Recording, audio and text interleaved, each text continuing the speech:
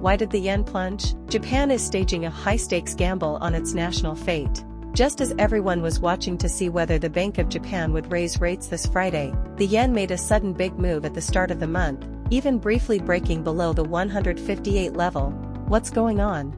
Because a political bombshell just dropped in Japan. Prime Minister Sanai Takaichi is preparing a daring lightning strike, risking her political career and potentially betting on Japan's national fate for the next 10 years. Simply put, the current Prime Minister, Sanai Takaichi, is considering dissolving the House of Representatives in early or mid-February and calling a snap election. Some may ask, this new Prime Minister hasn't been in office long, why all the fuss?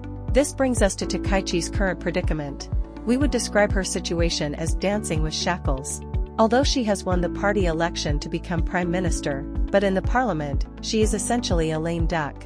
In the House of Representatives, her party only holds a slim majority, very unstable. In the House of Councillors, it's even worse. The parliament is twisted, and the opposition even has the power to block her bills. For someone like Takaichi, who wants to achieve major reforms and complete Shinzo Abe's unfinished agenda, this is extremely limiting. So, she has to take a gamble. Why now? This is called striking while the iron is hot. Takaichi's approval ratings are still high, marking the peak of her political capital. It's like a stock that has reached its highest point. If you don't cash in quickly, any rise in prices or scandal could send the stock crashing, and she could lose everything.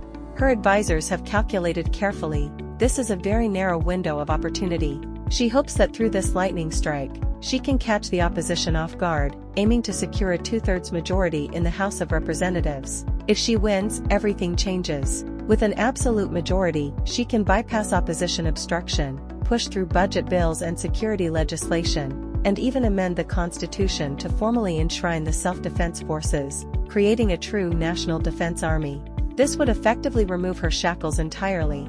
Economically, the core of Takaichi economics is spending large-scale fiscal stimulus, investments in semiconductors, AI, and nuclear energy. This is why the yen dropped sharply once the news came out. The market expects the Japanese government to start printing and spending money frantically again, which usually translates into depreciation pressure for the currency. Of course, this is a high-stakes gamble. Life for ordinary Japanese people is already tough, with prices rising sharply, and food prices have gone up more than 6%. If the opposition seizes on the cost of living crisis and attacks Takaichi for prioritizing military buildup over people's livelihoods, she could suffer a major defeat and, like her predecessors, be forced to step down. So, the yen's fluctuations are not just about money, they reflect the market's assessment of Japan's trajectory over the next decade. If Takaichi succeeds, Japan could decisively move away from its past lukewarm stance, becoming more aggressive and assertive. This drama is just beginning,